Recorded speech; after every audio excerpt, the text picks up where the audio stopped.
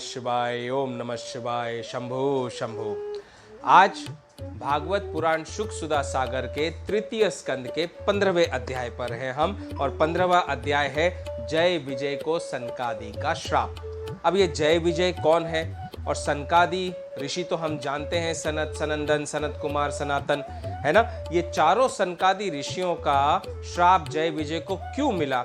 जय विजय कौन है? उस श्राप का आगे प्रभाव क्या हुआ और उस श्राप के कारण कौन सी होनी सृष्टि पर होने वाली थी, वो सारी घटना को हम भागवत की कथा में जानेंगे। देवता, दैत्य, ये दोनों पक्ष कैसे उत्पन्न हुए, सृष्टि के आरंभ में कौन कौन सी अभूतपूर्व घटना घटी, ये सब अब तृतीय स्कंद से शुरू होते हुए 12वें स्कंद तक भागवत की कथा एकदम रोचक होती जाएगी। और आपको इतने सारे ज्ञान के रहस्य इस भागवत सत्संग से मिलेंगे, इस भागवत कथा से मिलेंगे, क्योंकि हमारी जो भागवत कथा हो रही है ये महासप्ताह वाली भागवत कथा हो रही है। क्यों इसे महासप्ताह कहता हूं मैं? क्योंकि जनरली भगवान ने तो शास्त्रों के अनुसार भागवत सप्ताह का उल्लेख किया हुआ है, जो 7 दिनों में भागवत पुराण की कथा होती है। लेकिन उन 7 दिनों में हम कुछ बातें जो है भागवत की हमारे जीवन में उतार पाते हैं, और ऐसे आप जब कई बार भागवत की कथा नित्य निरंतर सुनते रहेंगे तब जाकर आपको अलग अलग ज्ञान मिलता रहेगा। मेरे कृष्ण की आज्ञा हुई और उनका आदेश हुआ कि ये जो भागवत कथा है ये तुम्हें इस प्रकार करनी है कि जीव अपने जीवन में इस भागवत कथा के अमृतमय शब्दों को एक एक पीस कर अपने जीवन में उतार सके। तो इसलिए इस पूरे 12 स्कंद के भागवत कथा में 365 अध्याय हैं, 365 सब टॉपिक्स हैं 12 मेन टॉपिक में। और इसीलिए हमने भागवत महासप्ताह कहा गया है, क्योंकि ये जो 365 अध्याय है ये पूरे 7 वर्षों में पूर्ण होंगे। हमने शुरू की थी इसे 10 जुलाई 2025 से भागवत की कथा को आपने सुनना शुरू किया है। हर बृहस्पतिवार को सुबह 7 बजे ये भागवत की कथा रिलीज होती है यूट्यूब के चैनल पर, और इस भागवत की कथा को हर बृहस्पतिवार आप एक अध्याय देखेंगे तो 365 हफ्तों में 365 अध्याय देखकर भागवत पूर्ण रूप से संपूर्ण होगी। और जब एक अध्याय आप हर हफ्ते देखोगे तो उस अध्याय को समझकर अपने जीवन में उसे उतारोगे, जहन में भी वो अच्छी तरह से याद हो जाएगी कथा, और अच्छी तरह से हम भगवान की भक्ति में रहते हुए अपने जीवन को जिएंगे। सोचिए, जैसे बच्चा जूनियर केजी से लेकर कॉलेज तक जाने तक कितनी पढ़ाई करता है, ABCD से लेकर एटम के स्ट्रक्चर तक सब पढ़ लेता है, रेज लाइट के बारे में पढ़ता है, दुनिया यूनिवर्स के बारे में पढ़ता है, वैसे हम 7 वर्षों में भागवत का अध्ययन करेंगे। इसलिए ये भागवत पुराण कथा जो मैं कर रहा हूँ भगवान श्री कृष्ण कौस्तुभ मणि से करवा रहे हैं, ये आप सबके लिए सर्वोत्तम कथा है, जिसे आपको हर बृहस्पतिवार बिना किसी रुकावट के, बिना किसी अड़चन के सुनना चाहिए और उसे अपने जीवन में उतार लेना चाहिए। तो आइए आज की भागवत कथा को हम शुरू करेंगे, जिसमें हम देखेंगे कि दिति का गर्भ धारण कैसे हुआ, उनसे कौन से पुत्र उत्पन्न हुए और क्या कथा हुई। विदुर जी ने ऐसे कौन से प्रश्न किए मैत्रेय जी से, जिसे सुनकर मैत्रेय जी भी सोचने लगे कि भाई देखो, विदुर जी का तो मतलब संतुष्टि हो ही नहीं रही है और वे प्रश्न पर प्रश्न पूछे जा रहे हैं। शायद इसमें भी प्रभु की लीला है, ताकि संसार को, हम जैसे जीवों को सारा ज्ञान प्राप्त हो सके। पहले भगवान का ध्यान में हम डूबते हैं, थोड़ा सा कीर्तन करके और भगवान का आह्वान करके। राधे राधे, राधे राधे, जय श्री राम। भागवत शुक सुधा सागर के आज के अध्याय में आप सबका स्वागत है। आइए भागवत शुरू करने से पूर्व हम प्रभु के कीर्तन में डूबते हैं। श्रावण का महीना शुरू है, जिस समय अब ये आज की भागवत कथा हो रही है, तो आपको शिव जी का भी ध्यान करना है और साथ साथ कृष्ण राम का भी ध्यान करना है, क्योंकि शिव के इष्ट हैं राम और राम के इष्ट हैं शिव। दोनों एक दूसरे के बिना नहीं रह सकते हैं और भक्त दोनों के बिना नहीं रह सकते हैं। राधे कृष्ण कृष्ण कृष्ण राधे राधे, राधे श्याम राधे श्याम श्याम श्याम, राधे राधे। राधे कृष्ण कृष्ण कृष्ण कृष्ण राधे राधे राधे श्याम श्याम श्याम राधे राधे राधे कृष्ण कृष्ण कृष्ण कृष्ण राधे राधे राधे श्याम श्याम श्याम राधे राधे राधे कृष्ण कृष्ण कृष्ण राधे राधे राधे श्याम श्याम श्याम राधे राधे।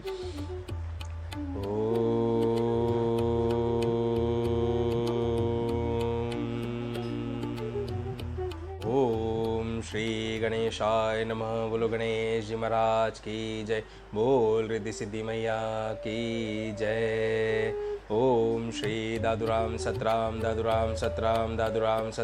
ओम पार्वती रूपे कालिंदी माँ यमी यमी नमः। ओम श्री श्री श्री हनुमंते नमः। मेरी माता को, माँ तारा को कोटि कोटि नमन। मेरे पिताश्री को मेरा कोटि कोटि नमन। ओम श्री सूर्यदेवाय नमः। श्री सूर्यनारायण नमः। बोलो जयकारा बोल मेरे श्री गुरु महाराज की जय। बोल साचे दरबार की जय। सियावर रामचंद्र भगवान की जय। पवन सुत हनुमान जी की जय। उमापति महादेव की जय। शिव शंकर पार्वती माता की जय। बो नंदीश्वर बाबा की जय। सभी साधु संतों को, गुरुजनों को, ब्राह्मण वर्गों को मेरा कोटि कोटि नमन। माँ सरस्वती से प्रार्थना करता हूँ कि वे आकर मेरी मुख रसना में वास करें और इस मुख से धर्म संगत, धर्म परायण, भक्ति संपन्न वाणी निकले, जो जीवों का कल्याण करने के लिए मार्ग खोल दे और उसी मार्ग पर चलकर सब धर्म की स्थापना करते हुए अपने जीवन को जिए। हनुमान जी से निवेदन करता हूँ कि वे मेरे हृदय में आकर आसन ग्रहण करें और भागवत की इस अद्भुत कथा में वे मुझे पूर्ण भक्ति, पूर्ण ज्ञान दे, ताकि इस भागवत कथा को जन जन तक पहुंचा सके हम। जय श्री राम, जय जय श्री राम। आए हुए सारे श्रोताओं को मेरा कोटि कोटि नमन। हरे कृष्णा कृष्ण कृष्ण हरे हरे, हरे राम राम राम हरे हरे।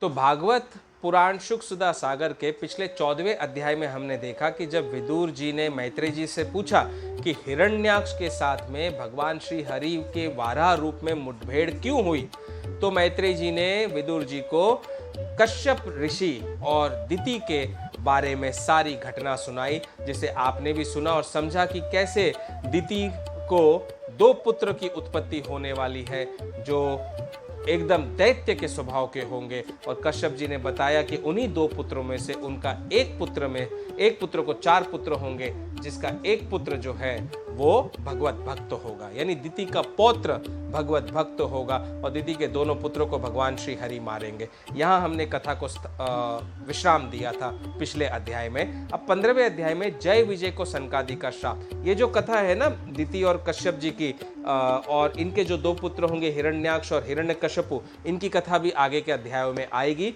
अभी जय और विजय के कौन है और सनकादि जी का श्राप उन्हें क्यों लगा वो हम जानते हैं। श्री मैत्रेय जी ने विदुर जी से कहा, विदुर जी, दिति को अपने पुत्रों से देवताओं को कष्ट पहुंचाने की आशंका थी, इसलिए उसने दूसरों के तेज का नाश करने वाले उस कश्यप जी के तेज वीर्य को 100 वर्षों तक अपने उदर में ही रखा। अब दिति को पता था, देखो कथा आगे चल रही है, अब दिति को ये पता था कि उसके जो पुत्र होंगे वो देवताओं को कष्ट पहुंचाएंगे, और इसलिए उसने क्या किया, दूसरों के तेज का नाश करने वाले यानी देवताओं के तेज का नाश करने वाले उस कश्यप जी के तेज यानी वीर्य को 100 वर्षों तक अपने उदर में ही रखा, अपने गर्भ में ही धारण कर रखा।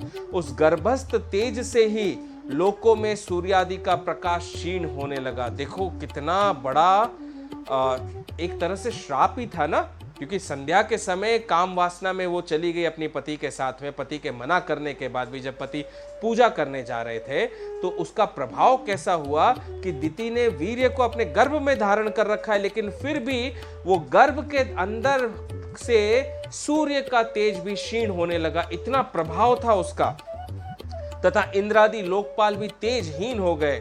तब उन्होंने ब्रह्मा जी के पास जाकर कहा कि सब दिशाओं में अंधकार के कारण बड़ी अव्यवस्था हो रही है, बड़ी अव्यवस्था, क्योंकि अंधकार हो जाएगा अगर सब तरफ। सोचिए, सूरज अगर आए ही नहीं, उगे ही नहीं, तो संसार में जीवन कैसे चलेगा। वी नीड एनर्जी, बिना एनर्जी के तो हम जी ही नहीं सकते हैं। You all are studying in science that how important is energy for us, be it of any form, and the most important form of energy is the solar energy, the power of sun, the power of sun god, जो चाहिए हमें। तो देवताओं ने कहा ब्रह्मा जी से, भगवान, काल आपकी ज्ञान शक्ति को कुंठित नहीं कर सकता, इसलिए आपसे कोई बात छिपी तो नहीं है। आप इस अंधकार के विषय में भी जानते ही होंगे, हम तो इससे भी बड़े भयभीत हो रहे हैं। देवादिदेव, आप जगत के रचयिता और समस्त लोकपालों के मुकुटमणि हैं। आप छोटे बड़े सभी जीवों के भाव को जानते हैं। प्रभु देव, आप विज्ञान बल संपन्न हैं। अपनी माया से ही यह चतुर्मुख रूप और रजोगुण स्वीकार किया है। आपकी उत्पत्ति के वास्तविक कारण को कोई नहीं जान सकता। हम आपको नमस्कार करते हैं। ब्रह्मा जी से प्रार्थना कर रहे हैं सारे देवता। आपसे संपूर्ण भुवन स्थित है, आप में कारण कार्य कारण रूप सारा प्रपंच आपका ही शरीर है, किंतु वास्तव में आप इससे भी परे हैं। जो समस्त जीवों के उत्पत्ति स्थान आपका अनन्य भाव से ध्यान करते हैं, उन सिद्ध योगियों का किसी प्रकार भी हास नहीं हो सकता, क्योंकि वे आपके कृपा कटाक्ष से कृतकृत्य हो जाते हैं, तथा प्राण इंद्रिय और मन को जीत लेने के कारण उनका योग भी परिपक्व हो जाता है। रस्सी से बंधे हुए बैलों की भांति, ध्यान से सुनना, रस्सी से बंधे हुए बैलों की भांति आपकी वेदवाणी से जकड़ी हुई सारी प्रजा आपकी अधीनता में नियम पूर्वक कर्मानुष्ठान करके आपको बलि समर्पित करती है। आप सबके नियंता मुख्य प्राण हैं। हम आपको नमस्कार करते हैं। हे भूमन, इस अंधकार के कारण दिन रात का विभाग अस्पष्ट हो जाने से, देखो अंधकार हो गया तो दिन कब है रात कब है पता ही नहीं चलेगा ना, तो दिन रात का अभाव नष्ट हो गया। अभी हमारी सृष्टि में भी तो ऐसा स्थान है ना, पोल्स पर, जहां पर 6 महीने रात होती है, 6 महीने दिन होता है, एकदम करेक्ट। वहां के लोगों से जाके पूछो, जब 6 महीने पूरा गहरा अंधकार होता है कैसा जीवन होता है, और 6 महीने जब दिन ही दिन होता है तो कैसा जीवन होता है। नहीं रह पाते हैं वहां पर, वे भी, उन्हें भी उकताहट होने लगती है कि अरे भाई कैसे जिए, जब तक कि हर दिन दिन और रात नहीं होता, इंसान को आनंद नहीं आता जीवन में। तो वैसे ही तो प्रभु ने कहा कि जीवन है, जीवन में यदि सुख ही सुख होगा, यानी दिन ही दिन होगा, तो भी आप उकता जाओगे।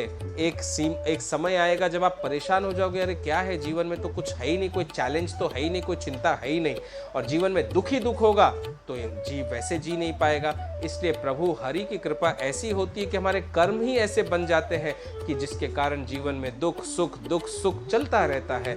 दुख आया है तो सुख भी आएगा, सुख आया है तो दुख भी आएगा। इसलिए आपको दोनों ही समय में समभाव से जीना है, बिना चिंता किए चिंतन करते रहना है भगवान का।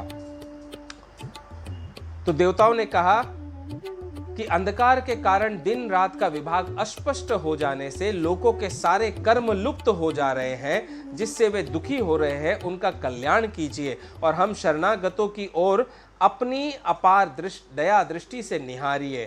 देव, आग जिस प्रकार ईंधन में पड़कर बढ़ती रहती है, उसी प्रकार कश्यप जी के वीर्य से स्थापित हुआ यह दिति का गर्भ सारी दिशाओं को अंधकारमय करता हुआ क्रमशः बढ़ता ही जा रहा है। श्री मैत्रेय जी कहते हैं, महाबाहो, देवताओं की प्रार्थना सुनकर भगवान ब्रह्मा जी हंसे और उन्हें अपनी मधुर वाणी से आनंदित करते हुए कहने लगे, देखो ब्रह्मा है, विधाता है, उन्होंने सृष्टि की रचना की है, उन्हें सब कुछ ज्ञात है, उन्हें ये भी ज्ञात है कि जो भी होनी होती है ये प्रभु की लीला का ही एक हिस्सा है। तो उन्होंने हंसते हुए कहा, देवताओं, तुम्हारे पूर्वज यानी मेरे मानस पुत्र सनकादि लोकों की आसक्ति त्याग कर समस्त लोकों में आकाश मार्ग से विचरा करते थे। एक बार वे भगवान विष्णु के शुद्ध सत्वमय सब लोकों के शिरोभाग में स्थित वैकुंठ धाम में जा पहुंचे। अब देखिए ब्रह्मा जी क्या कह रहे हैं। आप भी सोच रहे होंगे, अरे ब्रह्मा जी से तो प्रार्थना कर रहे हैं कि दिति के गर्भ का जो तेज है वो अंधकार फैला रहा है, इसको ठीक करिए, लेकिन ये तो और कोई कथा बताने लग गए। तो ब्रह्मा जी ने कहा कि एक बार कौन, सनकादि ऋषि भगवान विष्णु के शुद्ध सत्वमय सब लोकों के शिरोभाग में स्थित वैकुंठ धाम में जा पहुंचे। वहां सभी लोग विष्णु रूप होकर रहते हैं और वह प्राप्त भी उन्हीं को होता है जो अन्य सब प्रकार की कामनाएं छोड़कर केवल भगवत चरण शरण की प्राप्ति के लिए ही अपने धर्म द्वारा उनकी आराधना करते हैं। तो वैकुंठ लोक किसे प्राप्त होता है? केवल उन्हीं को जो अपने जीवन का हर कर्म, हर कार्य भगवान के चरणों में समर्पित करने के लिए, भगवान की खुशी के लिए करते हैं। और भगवान की खुशी के लिए कार्य करने का अर्थ क्या है? कि आप किसी से द्वेष नहीं करेंगे, क्योंकि द्वेष करेंगे तो प्रभु तो नाराज रहेंगे। आप किसी से शत्रुता नहीं करेंगे, क्योंकि शत्रुता करोगे तो प्रभु आपसे नाराज हो जाएंगे। आप किसी के दुख से सुखी नहीं होगे और सुख से देख देख कर जलोगे नहीं तो भगवान जो है वे नाराज हो जाएंगे। तो दूसरों के सुख में सुखी और दुख में दुखी होना है, वही सच्चा जीवन है। तभी ऐसे जीवों को वैकुंठ लोक की प्राप्ति होती है, किसी चीज की कामना जिनके हृदय में नहीं रहती है। वहां वेदांत प्रतिपाद्य धर्म मूर्ति श्री आदि नारायण हम अपने भक्तों को सुख देने के लिए शुद्ध सत्वमय स्वरूप धारण कर हर समय विराजमान रहते हैं। कहां पर? वैकुंठ लोक में। कैसे भगवान रहते हैं? देखो, उस लोक में नैश्रेयस नाम का एक वन है। नैश्रेयस नाम का एक वन, जंगल है, फॉरेस्ट है वहां पर, जो मूर्तिमान कैवल्य सा ही जान पड़ता है।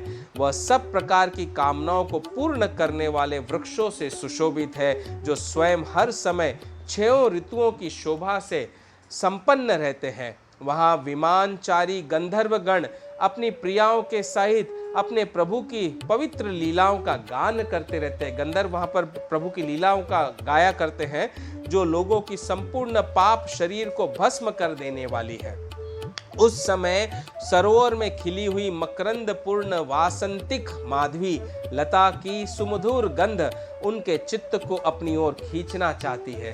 देखो, एनवायरनमेंट को, जो वहाँ का जो सराउंडिंग है, सिनेरियो है, उसको कितने अच्छी तरह से यहाँ पर बताया गया है, परंतु वे उसकी ओर ध्यान ही नहीं देते, वरम उस गंध को उड़ाकर लाने वाले वायु को ही बुरा भला कहते रहते हैं। तो जिस समय भ्रमरराज ऊंचे स्वर से गुंजार करते हैं, थोड़े देर के लिए वहां के जितने पशु पक्षी हैं, कबूतर, कोयल, तोते, तितर, पपीहे, हंस, सबका सब कोलाहल बंद हो जाता है सबका।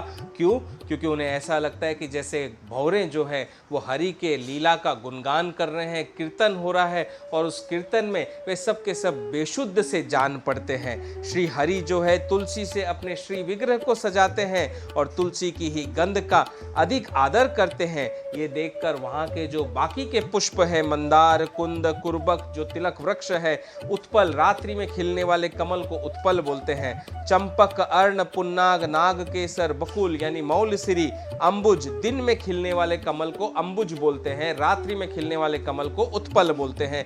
तो और पारिजात आदि पुष्प सुगंध युक्त होने पर भी तुलसी का ही तप अधिक मानते हैं, क्योंकि तुलसी की गंध को भगवान श्री हरि धारण करते हैं। यह लोक वैदूर्य, मरकत मणि, पन्ने और स्वर्ण के विमानों से भरा हुआ है। वैकुंठ लोक की महिमा देखो, आपको सुना रहा हूं कि वैकुंठ लोक कैसा है। सब किसी कर्म फल से नहीं, बल्कि एकमात्र श्री हरि के पाद पद्यों की वंदना करने से ही प्राप्त होते हैं।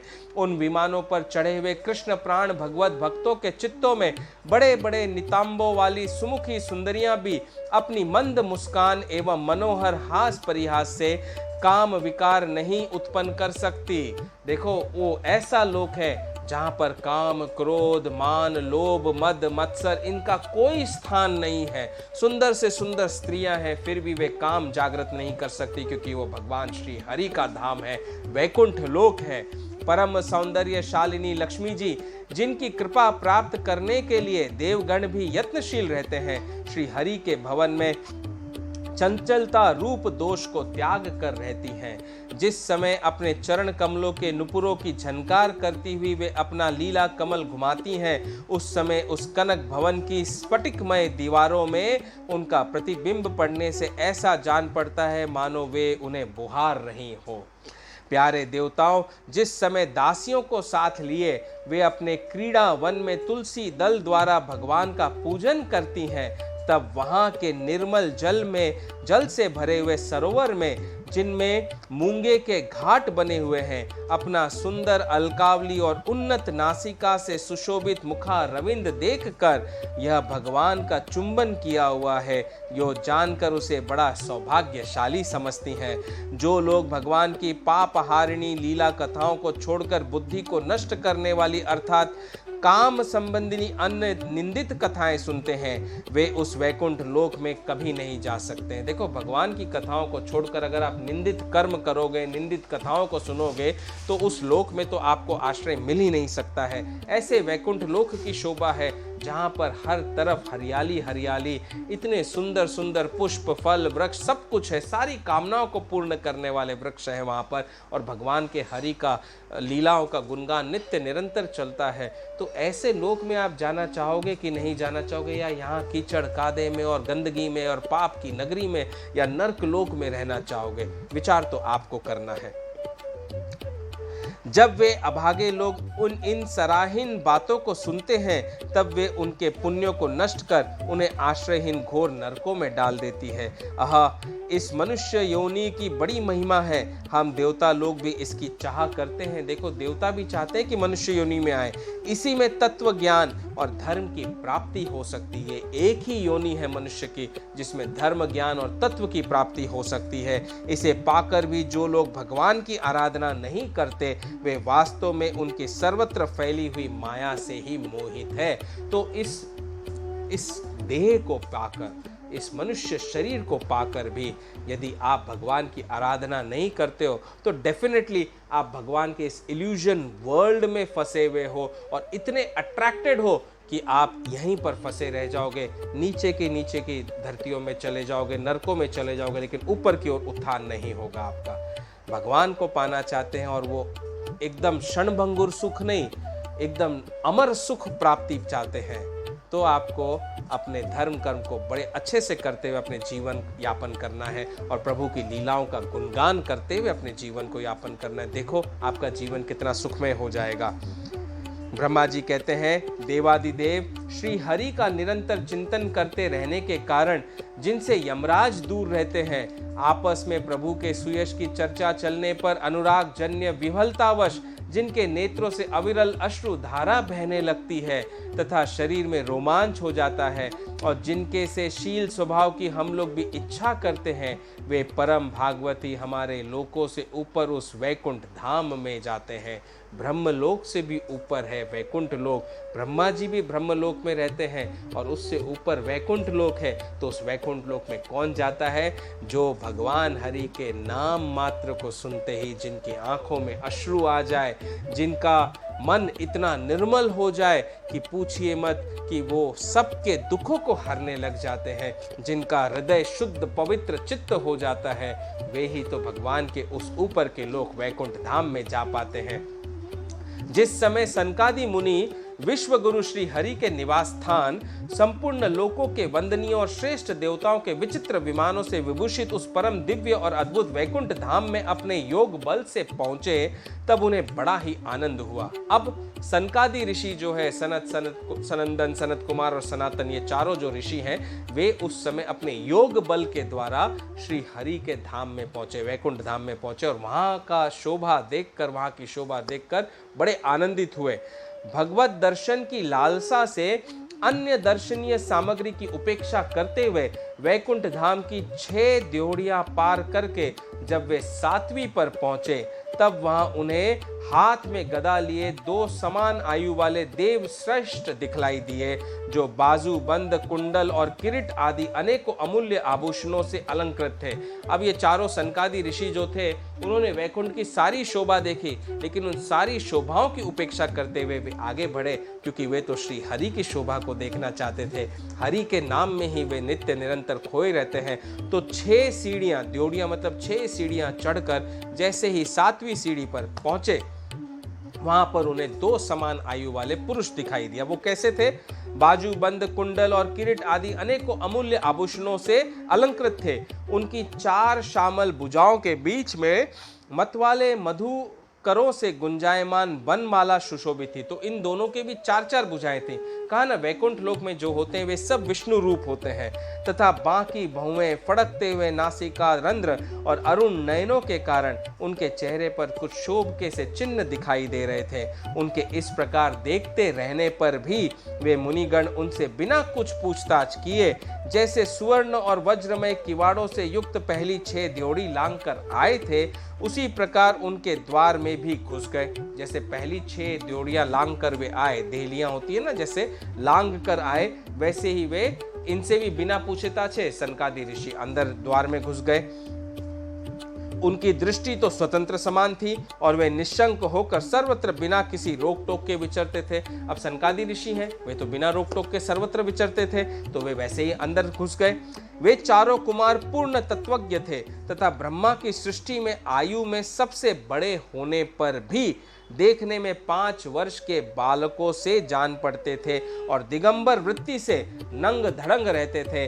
उन्हें इस प्रकार निसंकोच रूप से भीतर जाते देख उन द्वारपालों ने भगवान के शील स्वभाव के विपरीत सनकादि के तेज की हंसी उड़ाते हुए उन्हें बेत अड़ाकर रोक दिया, यद्यपि वे ऐसे दुर्व्यवहार के योग्य नहीं थे।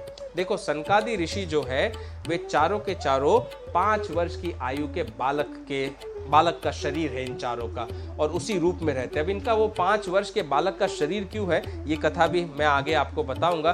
फिलहाल सूक्ष्म रूप से इतना बता सकता हूं कि उन्होंने ही भगवान श्री हरि से वरदान मांगा था कि हमारा शरीर जो है ये ऐसा ही रहे बालक का, क्योंकि बड़े होने पर तो सारे प्रभु आपकी माया नोच लेती है चारों तरफ से, जीव को घेर घेर कर। हम उस माया में नहीं पड़ना चाहते हैं, हम तो आपकी भक्ति में रहना चाहते हैं। और बालक जो होता है वो शुद्ध हृदय होता है, पवित्र होता है, तो हम बालक रूप में ही रहेंगे। तो 5 वर्ष की आयु में रहते, दिगंबर हैं ये, तो नंग धड़ंग रहते हैं। तो ऐसे नंग धड़ंग दिगंबर अवस्था में वे जैसे ही द्वार पर घुसे तो भगवान विष्णु के शील यानी चरित्र जो निर्मलता है उसको भी ध्यान में न रखते हुए दोनों द्वारपालों ने बेत से इनका रास्ता रोक दिया और दुर्व्यवहार किया, जो दुर्व्यवहार नहीं होना चाहिए।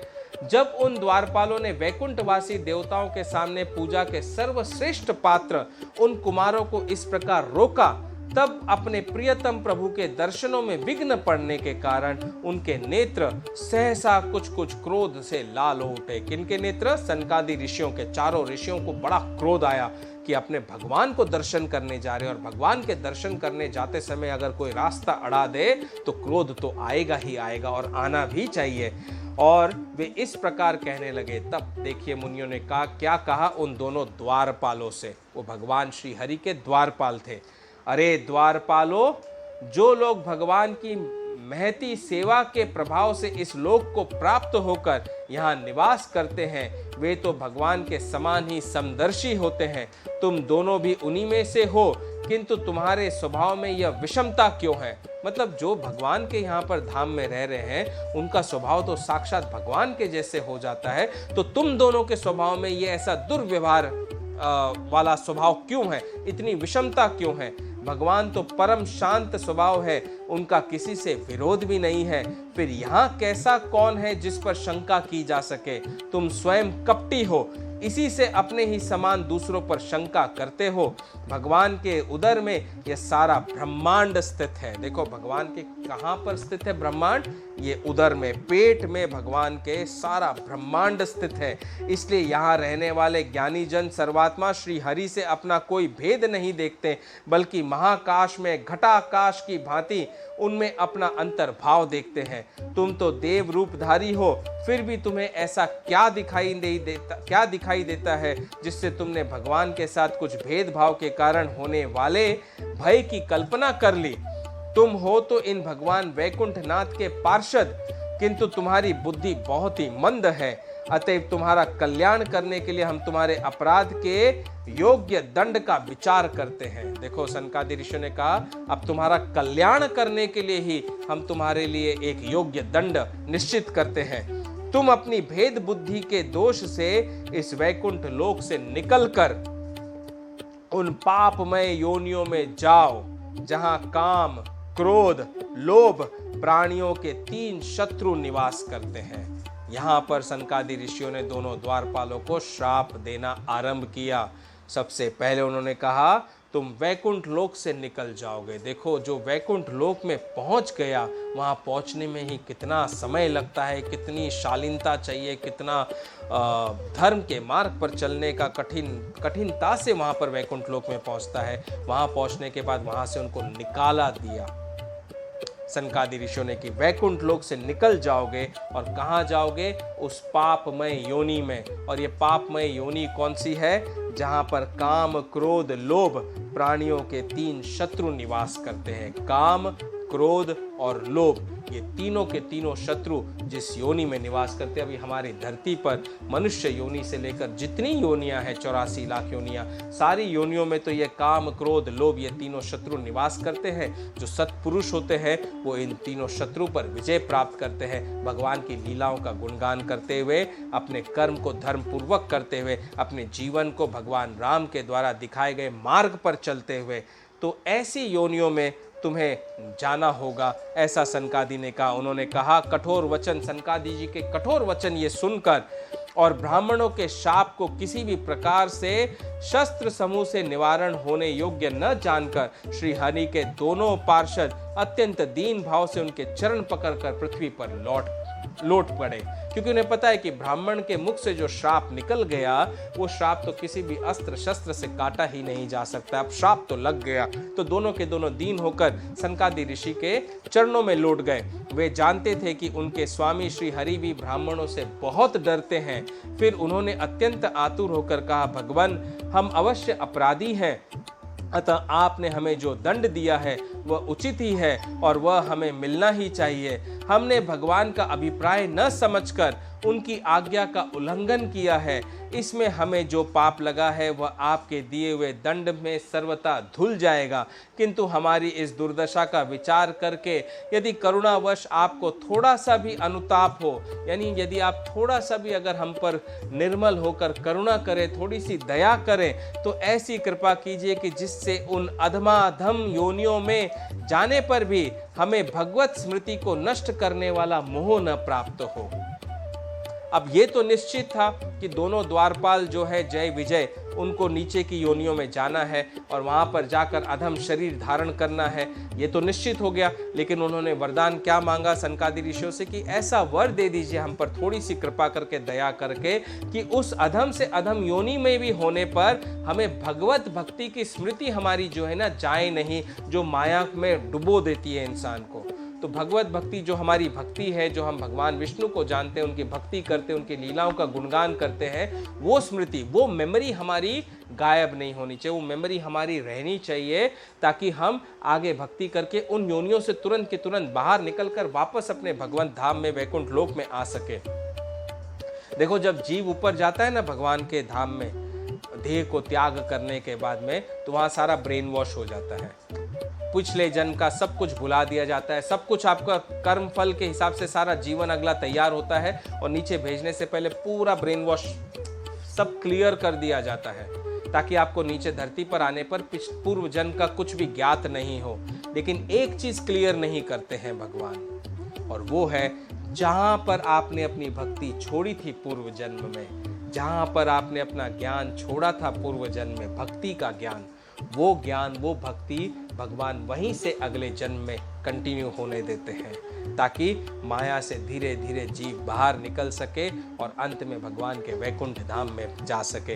तो यही जय विजय ने भी सनकादि ऋषियों से कहा कि हमारी मेमोरी जो है, भगवत भक्ति की स्मृति जो है वो गायब न हो। इधर जब साधु जनों के हृदय धन भगवान कमल नाभ को मालूम हुआ कि मेरे द्वारपालों ने सनकादि साधुओं का अनादर किया है, तब वे लक्ष्मी जी के सहित अपने उन्हीं श्री चरणों से चलकर ही वहां पर पहुंचे, जिन्हें परमहंस मुनि जन भी ढूंढते रहते हैं, सहज में पाते नहीं है। सनकादि ने देखा कि उनकी समाधि के विशेष श्री वैकुंठनाथ स्वयं उनके नेत्रो गोचर होकर पधारे हैं। उनके साथ साथ पार्षद गण छत्र चामरादि लिए चल रहे हैं तथा प्रभु के दोनों ओर राजहंस के पंखों के समान दो श्वेत चवर डुलाए जा रहे हैं। चवर यानी पंखा जो भगवान के दोनों तरफ डुलाए जा रहा था, वैसे भगवान अपने पार्षदों के साथ तुरंत की तुरंत अपना स्थान छोड़कर सनकादि ऋषियों के पास में आए। उनकी शीतल वायु से उनके श्वेत छत्र में लगी हुई मोतियों की झालर हिलती हुई ऐसी शोभा दे रही है मानो चंद्रमा की किरणों से अमृत की बूंदें टपक रही हो। प्रभु समस्त सद्गुणों के आश्रय हैं।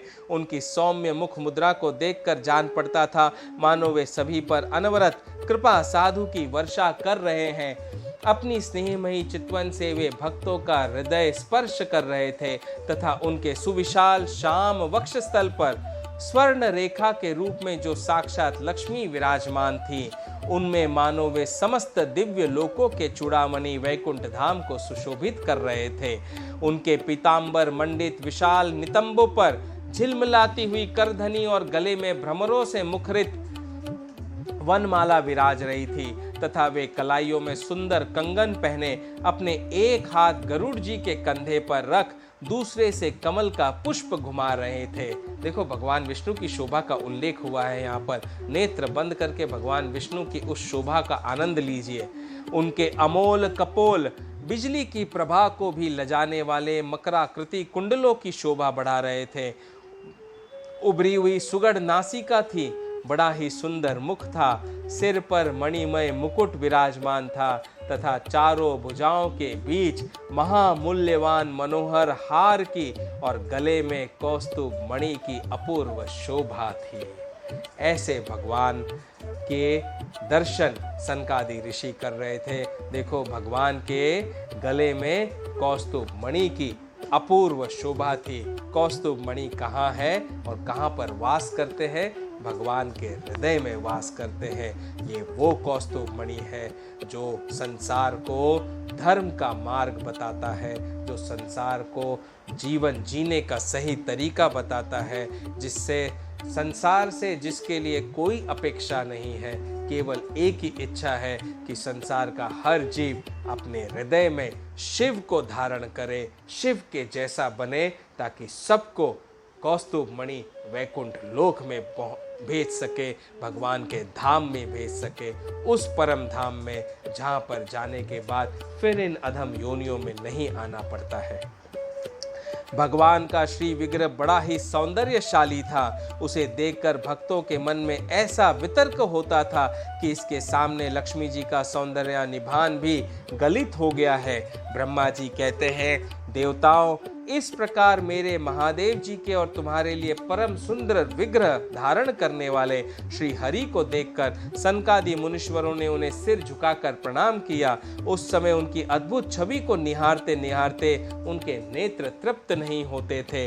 तो देखो, एक तरफ सनकादि ऋषियों को क्रोध आया, जिसके कारण उन्होंने जय विजय को श्राप दिया, और दूसरी ओर जैसे ही श्री हरि आए, उनको देखते तो नेत्र तृप्त ही नहीं हो रहे हैं, नेत्र एक टक अपने भगवान श्री हरि को देखे जा रहे हैं। सनकादि मुनीश्वर निरंतर ब्रह्मानंद में निमग्न रहा करते थे, किंतु जिस समय भगवान कमल नयन के चरणारविंद मकरंद से मिली हुई तुलसी मंजरी के गंध से सुवासित वायु ने नासिकांध्रों को द्वारा उनके अंतरकरण में प्रवेश किया, उस समय वे अपने शरीर को संभाल न सके। देखो, वह शरीर को कब ना संभाल सके, कितना सुंदर है। शब्द कठिन है थोड़े से, लेकिन मैं धीरे से पढ़कर आपको समझाता हूँ कि ऐसे तो सनकादि ऋषि जो है नित्य निरंतर ब्रह्मानंद में रहते हैं। ब्रह्मानंद में यानी भगवान के ध्यान में रहते हैं।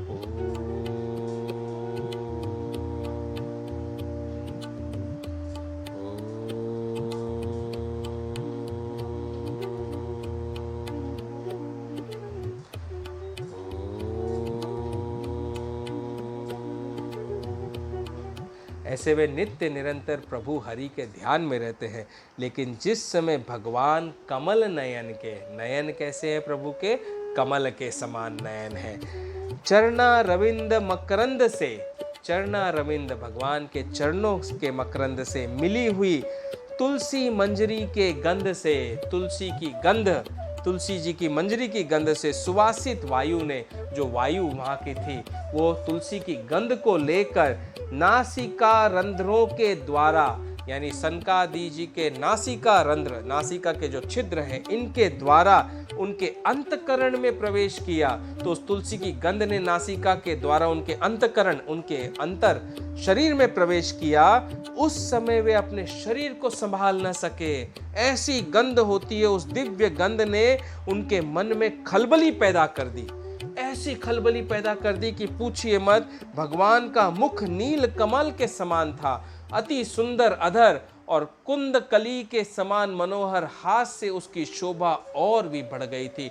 तो ऐसी तुलसी की मनोहर महक, यकीन मानिए, मैं इसे क्यों मान रहा हूं और क्यों समझ रहा हूं, एक छोटी सी घटना अपने जीवन की आज भागवत की इस कथा में आपको सुनाता हूं। सच्ची घटना है। हम वेदों की घटनाओं को सुनते हैं, कथाओं को सुनते हैं। कई बार ये जो माया होती है प्रभु की ऐसी बलवान है ना, कि वो माया कंफ्यूजन में डाल देती है। अरे ये कथा पता नहीं हुई है या नहीं हुई है। तो आपको सच्ची घटना बताता हूँ, उसे भी सुनिए, क्योंकि मेरे हरि ने कहा तुम्हारे जीवन की हर सच्ची घटना, हर चरित्र, हर लीला तुम्हें संसार को बतानी है। तो इस तुलसी की गंध के कारण मैं आपको वो सच्ची घटना सुनाता हूँ जो मेरे साथ में हुई। हुआ ये था, शनिवार का दिन था, करीब 1-1.5 वर्ष पूर्व की बात है। शनिवार का दिन था। मुंबई में वडाला माटुंगा में हनुमान जी का और राम जी का मंदिर है, एकदम आमने सामने। जो मुंबई वासी है, रहने वाले महाराष्ट्र में, वो जानते हैं माटुंगा वडाला मंदिर बोलते हैं। दादर टीटी सर्कल से भी आप जा सकते हो। माटुंगा वडाला हनुमान जी का मंदिर है, लाल हनुमान जी है, और एकदम ठीक सामने श्री सीता राम लक्ष्मण जी की काली मूर्त है वहां पर। और ये जो दोनों मंदिर है एकदम आमने सामने है। शनिवार का दिन था। उस दिन सुबह सुबह ब्रह्म मुहूर्त के समय हनुमान जी मेरे स्वप्न में आए और हनुमान जी ने कहा कि मणि, आज तुम्हें मंदिर जाना है और वहां पर श्री हरि आने वाले हैं। जो कहना है, जो मांगना है, मांग लेना, और श्री हरि को जो है मना लेना। हनुमान जी ने कहा श्री हरि को आज तुम मना लेना और जो कहना है कह लेना, जो मांगना है मांग लेना। अब वो समय ऐसा समय था कि हरि मुझे पुश कर रहे थे कि तुम्हें धर्म का कार्य करना है संसार के लिए। मैंने शुरू भी कर दिया था, जैसे जैसे मेरे कृष्ण ने कहा रामायण सत्संग करना जगह जगह। लेकिन माइंड जो है प्रभु की, ये जो इल्यूजन वर्ल्ड है, माया है, माया के विकारों में भरा रहता है और वो बहुत कंफ्यूजन में रहता है। तभी हनुमान जी ने दर्शाव देकर कहा कि आज श्री हरि आएंगे, राम आएंगे मंदिर में, तो आज जाना और उन्हें मना लेना तुम। मैं भी सोचूं ऐसा सुबह सुबह भगवान ने क्यों कहा, हनुमान जी महाराज ने। अब मैंने मेरे परिवार से कहा कि चलो आज मंदिर चलना है, आज हम मंदिर चलते हैं सबके सब। उस समय संयोगवश पूरा परिवार यहाँ मेरे साथ में था, तो हम सब के सब जो है मंदिर के लिए रवाना हुए। मंदिर में हम पहुंचे, हमने हनुमान जी के दर्शन किए, माटुंगा वडाला हनुमान जी के दर्शन किए। हनुमान जी के दर्शन करके वहाँ शनिवार के दिन वहाँ पर पेड़ा मिलता है, बड़ा स्वादिष्ट प्रसाद हो जाता है भगवान को भोग लगने के बाद। ऐसा पेड़ा आपको पूरे मुंबई में कहीं नहीं मिलेगा। आप जाइए शनिवार के दिन हनुमान जी के दर्शन करने, केवल शनिवार के दिन खुलती है वो दुकान वो। और हनुमान जी पर सिंदूर तेल चढ़ाया जाता है, रुई की माला चढ़ाई जाती है। तो वो चढ़ाकर हम राम जी के मंदिर में प्रवेश किया। हमने सामने राम जी के दर्शन करते, राम तो मेरे इष्ट हैं, मेरे प्रभु हैं, मेरे श्री हरि हैं, उनके दर्शन कर, उनका चंदन का तिलक लगाकर, तुलसी जल लेकर और तुलसी लेकर हमने सबने ग्रहण किया। और ग्रहण करके भगवान की एक चक्कर लगाकर परिक्रमा करके हम भगवान के ठीक मूर्त के सामने सबके सब बैठ गए बाईं ओर। बाईं ओर हम सब बैठे वहाँ पर परिवार, और मैंने अपने परिवार से कहा कि चलो आज इतने दिनों बाद हम आए हैं यहाँ पर, तो हम भगवान श्री हरि का, राम का कीर्तन करते हैं सबके सब। तो सब बोले यहाँ मंदिर में पुजारी जी क्या बोलेंगे, पंडित जी क्या बोलेंगे। मैंने कहा नहीं पंडित जी कुछ नहीं बोलेंगे, मैं बचपन से आते आया हूँ यहाँ पर, हर शनिवार आता था और लोग आकर यहाँ पर कीर्तन करते हैं, तो चलो हम भी करते हैं कीर्तन, भगवान का कीर्तन ही तो कर रहे हैं, कुछ गलत तो नहीं कर रहे। अच्छा मुझे कीर्तन क्यों करना था, क्योंकि मेरे हनुमान जी महाराज ने कहा था कि राम आने वाले हैं, राम आएंगे आज, तो तुम्हें कीर्तन करना है, उन्हें मनाना है। तो बैठना तो था, इंतजार तो प्रभु का करना ही था कि प्रभु कब आएंगे। अब ये घटना देखो आप, सनकादि जी की जो घटना आपको बताई कि सनकादि ऋषि वहां पर पहुंचे 7वीं सीढ़ी पर, तो भगवान के द्वार पर ही तो पहुंचे। जैसे मैं माटुंगा हनुमान जी के राम मंदिर के द्वार पर पहुंचा अंदर, वैसे सनकादि ऋषि पहुंचे थे। मुझे तो द्वारपालों ने रोका नहीं क्योंकि यहाँ पर भगवान की आज्ञा हो गई, लेकिन भगवान श्री हरि वहाँ पर भी आने वाले थे, ये मुझे ज्ञात था, बाबा ने कहा था, तो मैं वहाँ पर बैठ गया और हमने कीर्तन शुरू किया। आइए आप भी मेरे साथ करिए, श्री राम जय राम जय जय राम, श्री राम जय राम जय जय राम, श्री राम जय राम जय जय राम, श्री राम जय राम जय जय राम, श्री राम जय राम जय जय राम, श्री राम जय राम जय जय राम, श्री राम जय राम जय जय राम, श्री राम जय राम जय जय राम, श्री राम जय राम जय जय राम, श्री राम जय राम जय जय राम, श्री राम जय राम जय जय राम, श्री राम जय राम जय जय राम। हमारा कीर्तन शुरू हुआ और कीर्तन शुरू होते ही बाहर दे तड़ातड़ वर्षा शुरू हो गई। अब मेरे भाइयों ने, पिताजी ने, सब ने पीछे पीछे घूमकर देखा, अरे बाप रे इतनी जोरदार बरसात हो गई है, कैसे घर जाएंगे। मैंने कहा इशारे में चिंता न करो, भगवान के कीर्तन में डूबे रहो, ये तो भगवान की कृपा की वर्षा हो रही है। बोल सियावर रामचंद्र की जय, पवन सुत हनुमान जी की जय। अब बताने की आज्ञा नहीं थी उस समय, क्योंकि प्रभु के आने से पहले तो किसी को बताने की आज्ञा नहीं होती है, अब वो प्रभु की लीला। अब बता सकता हूँ क्योंकि दर्शन हो चुके। तो जब हमें कीर्तन करते करते 15 मिनट का समय बीत गया करीब करीब, और बाहर वर्षा ऋतु तड़ातड़ वर्षा हो रही है, उस समय कीर्तन करते करते एक महिला, आप समझ लीजिए होंगी करीब 30-35 वर्ष की आयु के बीच में, 30 वर्ष की आयु होगी, छोटे से बालक को गोद में लिए हुए एक महिला ने मंदिर में प्रवेश किया। सबसे पहले उस महिला के प्रवेश, वो तो पीछे से आ रही थी, लेकिन उनके पैरों की जो छनक है ना, वो मेरे कानों में एकदम से गूंजी, ऐसे गूंजी कि जैसे साक्षात माँ आ रही हो। और वो महिला जैसे ही मंदिर में आई और मेरे से पास होकर भगवान राम के पास में गई, दर्शन किए, प्रणाम किया उनको, उनके तो चरणों को देखते रहा मैं, और चरणों को देखकर मुझे ऐसा आभास होने लगा अंतर्मन में कि शायद ये तो माँ आ गई है लगता है। और उन्होंने भगवान की एक परिक्रमा की और परिक्रमा करके ठीक मेरे सामने आकर खड़ी हो गई और देखने लगी खड़ी, और गोद में बालक, वो बालक भी एकदम मुस्कुराते हुए मेरी तरफ देख रहा है। तो मैं सोचूं ये कौन है और ये ऐसे खड़े होकर क्यों देख रहे हैं, और खड़े रहे। मैं अपने कीर्तन में मग्न था, श्री राम जय राम जय जय राम, श्री राम जय राम जय जय राम, ऐसे कीर्तन में मग्न, और उनकी ओर देखे जा रहा हूँ, भगवान की ओर देखे जा रहा हूँ, मेरी ओर देखे जा रही है। तब कुछ अंतर मन से भावना ऐसी उत्पन्न हुई, मैंने कहा इशारे में आप भी बैठिए कीर्तन में, ऐसे उन्हें, और वे तुरंत की तुरंत वहीं पर हमारे साथ कीर्तन में बैठ गई। मतलब आप समझिए, मैं जैसे आपकी तरफ मुख करके बैठा हूँ, सामने मेरे राम, लक्ष्मण और सीता जी की मूर्ति है, और मेरी बाईं ओर वो बैठी मेरी तरफ मुख करके, मतलब उनका मुख ऐसे था, तो राम जी इस तरफ, मैं इस तरफ, ऐसे बैठ गई वो मेरी तरफ, और बालक को जमीन पर, धरती पर बैठाया, और वो बालक धीरे धीरे पौड़लिया मतलब पैरों और घुटनों के बल चलते हुए मेरे पास में आ गया। और जैसे ही बालक को देखा तो मेरे तो रोंगटे ऐसे खड़े हो गए, क्योंकि मुझे तो हनुमान जी दिखाई दे गए उनके अंदर। आंखों में ऐसा जल भर आया ना हनुमान जी को देखकर और माँ को देखकर। मैं सोचने लगा कैसे शायद मेरा भ्रम हो सकता है, मैं हर एक में माँ को देखता हूँ, हनुमान जी को देखता हूँ, ये भ्रम होगा और कुछ नहीं होगा। तो मैं अपने कीर्तन में रमा रहा, वे भी कीर्तन करने लगी साथ साथ, और कीर्तन करते करते करते करते अचानक से पीछे से मेरे भाई ने मुझे कंधे पर ऐसे हाथ मारा। मैंने पीछे देखा और उन्होंने बोला मेरी पत्नी ने मुझे इधर से हाथ मारा, बोले मैंने कहा क्या, तो बोले, और फिर सामने इशारा दिखाया, वहां पर राम जी के मंदिर में खूब सारी तुलसी रखी हुई थी, थोड़ी सी रहती है ना प्लेटों में रहती है, और उधर राइट साइड में भी तुलसी रखी थी। तो मैंने कहा कीर्तन करो, भगवान का भजन करो आनंद से। मैं उनके इशारे से समझ गया कि वे क्या कहना चाह रहे हैं, क्योंकि मेरी नासिका जो इतनी जल्दी से कोई भी खुशबू को सूंघ नहीं पाती है, ये नासिका में, उस नासिका में भी तुलसी जी की हल्की हल्की महक अंतर्मन में आ गई, और अंतर्मन में आते ही मुझे प्रभु की चाप पीछे से सुनाई दे गई, और ऐसा भास हो गया कि भगवान राम जो है मेरे मंदिर में आ गए। वो ऐसी तुलसी की सुगंध थी, इतनी स्ट्रॉन्ग सुगंध थी कि मेरे पूरे परिवार को सुगंध वो आ गई। और मंदिर में चारों तरफ उन्होंने देखा, इतनी सारी तुलसी तो नहीं थी कि इतनी स्ट्रॉन्ग सुगंध आ जाए। पुजारी जी के प्लेट में तुलसी होती है थोड़ी सी, भगवान के मंदिर में भगवान के चरणों में थोड़ी सी तुलसी पड़ी हुई है।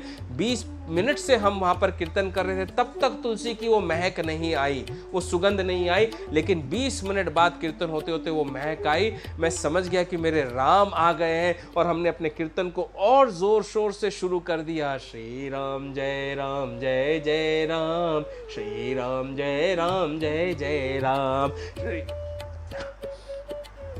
श्री राम जय राम जय जय राम, श्री राम जय राम जय जय राम, श्री राम जय राम जय जय राम, श्री राम जय राम जय जय राम, श्री राम जय राम जय जय राम, श्री राम जय राम जय जय राम, श्री राम जय राम जय जय राम, श्री राम जय राम जय जय राम, जय जय राम सिया राम सिया राम सिया राम, राम सिया राम सिया राम राम राम, राम सिया राम सिया राम सिया राम, राम सिया राम सिया राम राम राम, राम सिया राम सिया राम सिया राम, राम सिया राम सिया राम राम राम, राम सिया राम सिया राम सिया राम, राम सिया राम सिया राम राम राम, राम सिया राम सिया राम सिया राम, राम सिया राम सिया राम राम राम।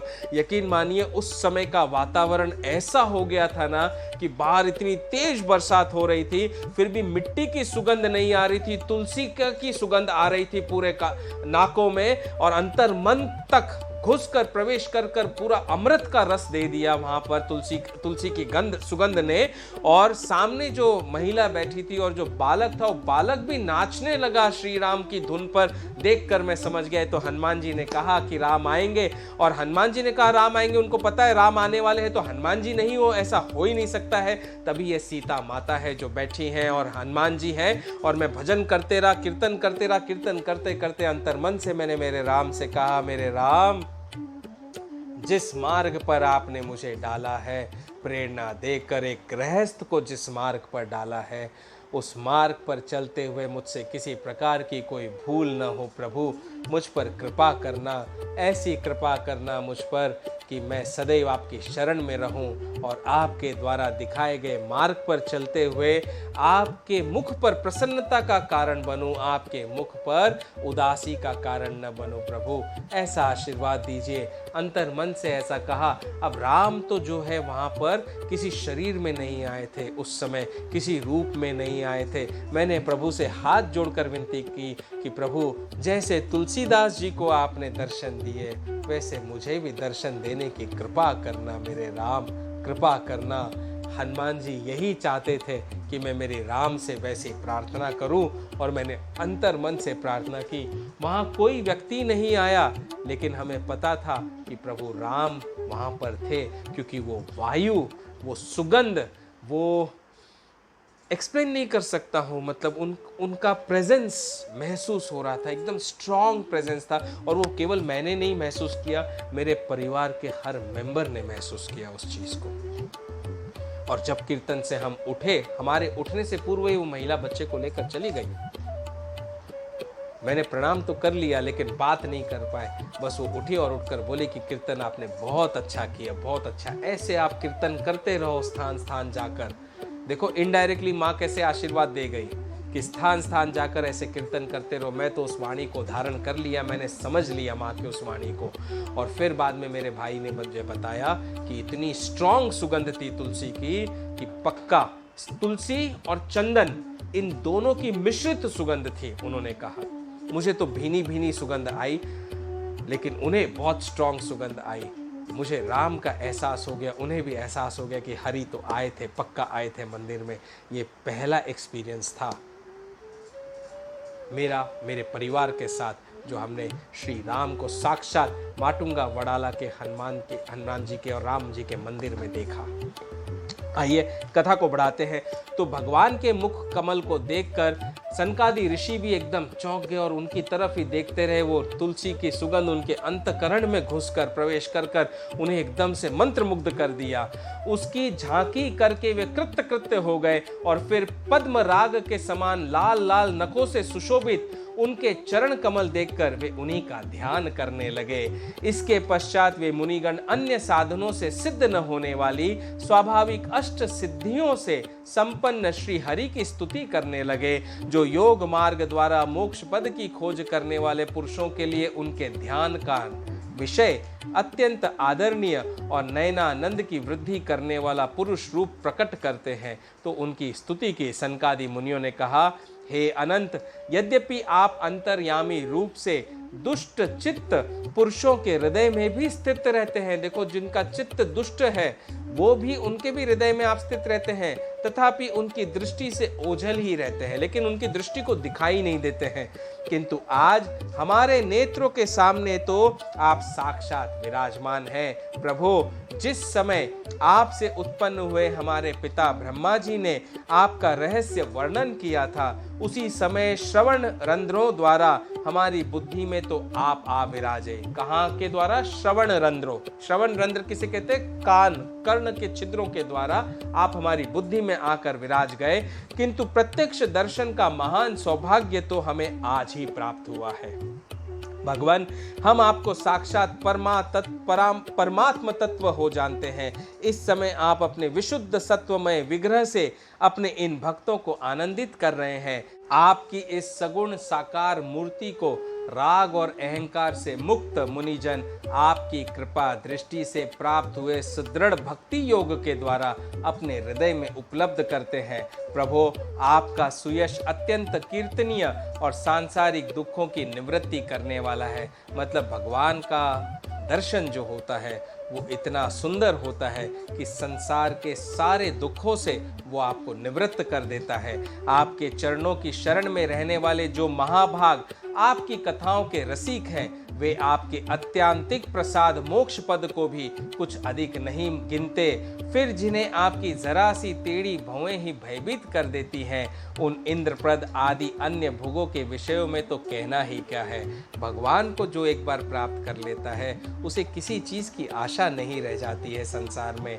वो तो केवल भगवान के भजन में और भगवान के मुखा रविंद के उस सुंदर से मुखड़े के छवि में खोया रहता है। जैसे माता पिता अपने नवजात शिशु के मुखड़े में खो जाते हैं, वैसे एक भक्त भगवान को देखकर और किसी चीज़ की आशा नहीं करता।